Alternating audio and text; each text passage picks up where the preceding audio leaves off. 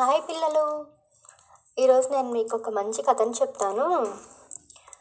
అడవికి దగ్గరలో ఉన్న చిన్న గ్రామంలో సీతయ్య అనేవాడు ఉండేవాడు.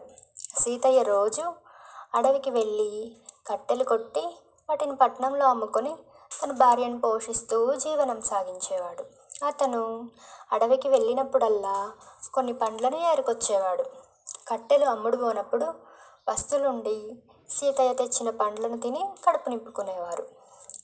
అలా ఒకరోజు సీతయ్య అడవిలో కట్టెలు కొడుతున్నప్పుడు ఎక్కడి నుంచో గాయపడిన పక్షి ఒకటి సీతయ్య కాళ్ళ దగ్గర పడింది. సీతయ్య వెంటనే పక్షిని తన చేతుల్లోకి తీసుకొని పరిశీలించి చూడగా ఎవరో వేటగాడు విసిరిన మట్టిగుళ్ళ ఒకటి ఆ పక్షి రెక్కల్లో లోతుగా విరుక్కొని బాధతో విలువిల్లాడుతుంది. వెంటనే సీతయ్య దగ్గరున్న నీటిని తాగించి ఆ పక్షిని కూడా తనతో పాటు ఇంటికి తీసుకెళ్ళాడు. ఇంటికి వెళ్ళగానే గోరువెచ్చని నీటిలో ఆ పక్షి రెక్కను కాసేపు ఉంచగానే ఆ మట్టిగుళ్ళ కరిగిపోయింది.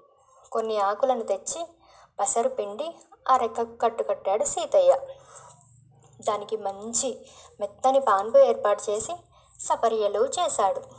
సీతయ్య భార్య కూడా ఆ పక్షిని చక్కగా చూసుకునేది.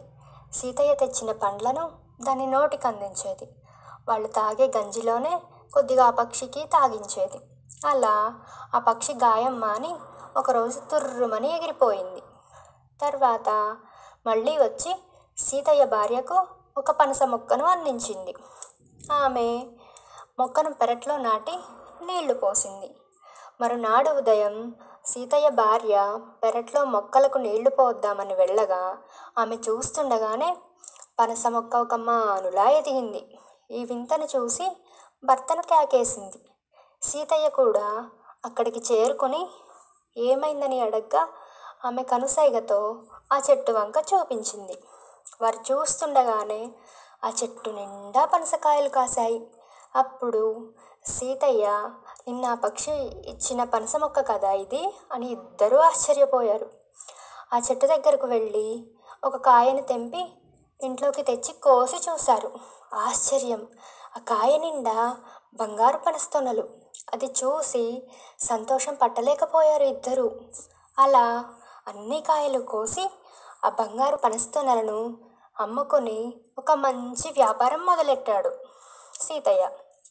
ఇంతటితో వాళ్ళ దరిద్రం పోయిందనుకున్నారు. ఆ వ్యాపారంలో నిజాయితీగా ఉంటూ మంచి లాభాలను కళ్ళచూశాడు.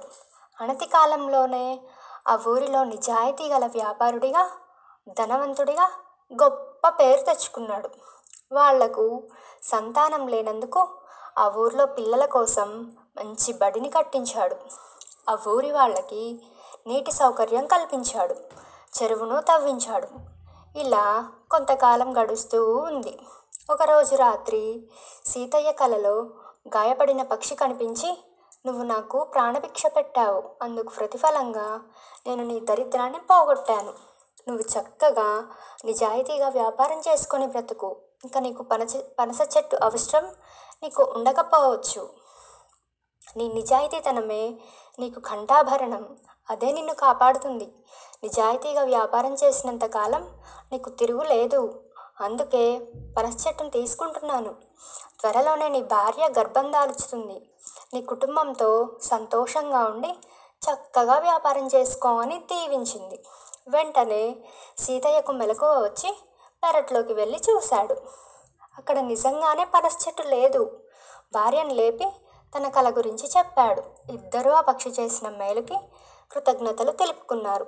కొన్ని రోజులకి ఆ పక్షి చెప్పినట్టుగానే సీతయ్య భార్య గర్భవతి అయింది. ఇంకా వారిద్దరి సంతోషానికి అవధులు లేకుండా పోయాయి.